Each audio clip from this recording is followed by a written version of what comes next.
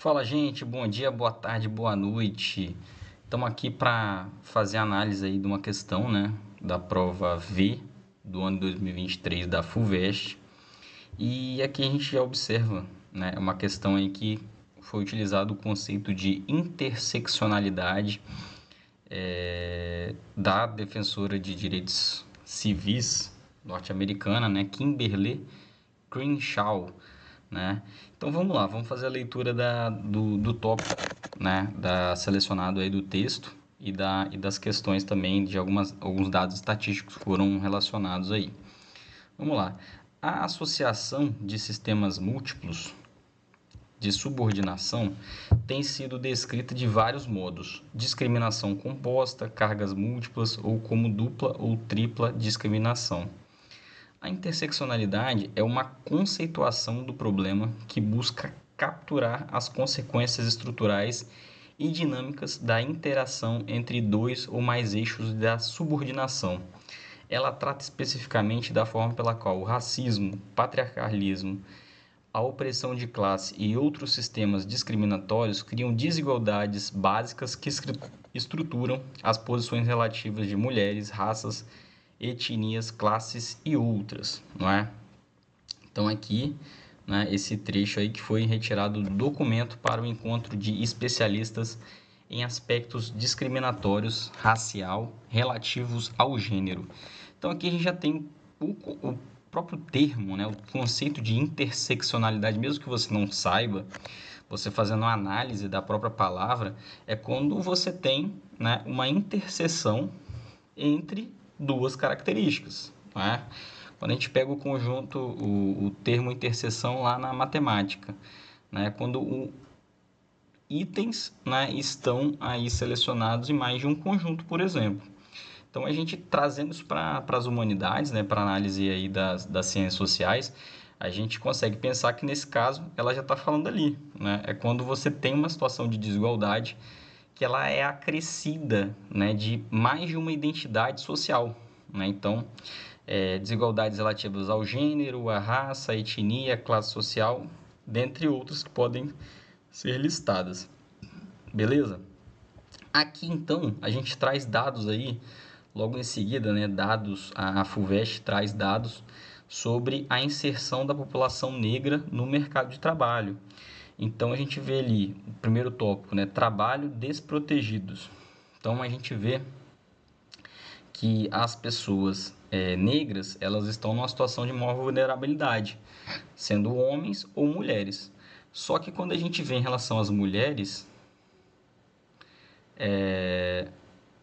você vê, né, que provavelmente ali você tem uma situação até que se aproxima, né, entre homens e mulheres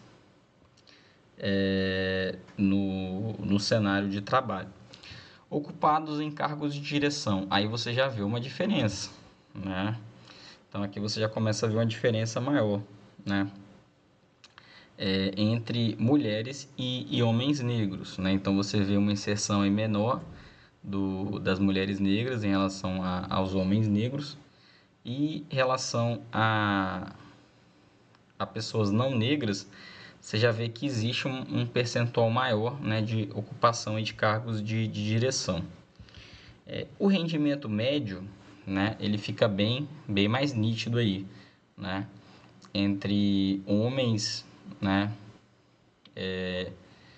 não negros e homens negros e mulheres não negras, né? Então você vê que até o rendimento de mulheres brancas tem um rendimento maior do que homens negros, né? Então, de certa forma aí é uma caracterização interessante, né?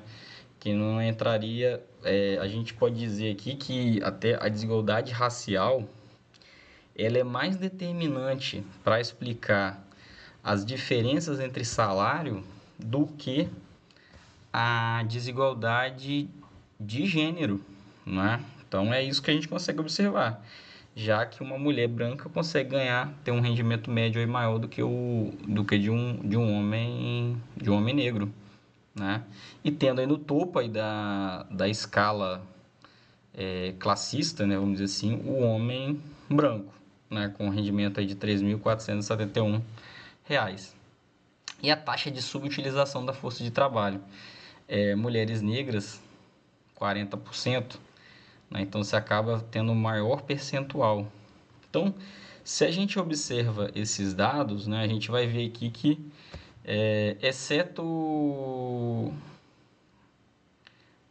na verdade não, na verdade até propriamente no trabalho desprotegido, você tem também um percentual,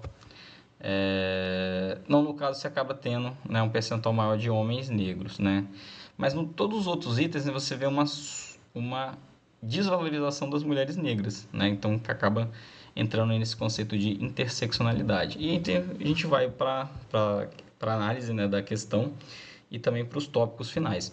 Então, o texto da professora e jurista estadunidense Kimberly Crenshaw define o conceito de interseccionalidade para o estudo das múltiplas discriminações. A partir dessa definição, é possível dizer que os dados do DIEESE sobre o mercado de trabalho brasileiro em 2021 indicam a interseccionalidade de discriminação de gênero, de raça e de classe social faz com que homens negros sejam um grupo social mais vulnerável? Não, nós observamos que apenas em um dos tópicos você tem os homens negros ali, né, como mais desfavorecido, mas a gente observou que em 3 desses tópicos você tem mulheres negras, né, como o conjunto, a interseccionalidade de desigualdades mais forte, né? As discriminações de raça e gênero não se relacionam. Assim, mulheres negras e homens negros sofrem as mesmas discriminações no mercado de trabalho? Não é isso que a gente viu, né? Não é isso que a gente viu. Então, a gente vê uma certa diferenciação ali e a mulher negra, de certa forma, numa situação mais difícil, né? A interseccionalidade de discriminações atinge de maneira igual mulheres brancas e negras pertencentes às classes trabalhadoras? Não.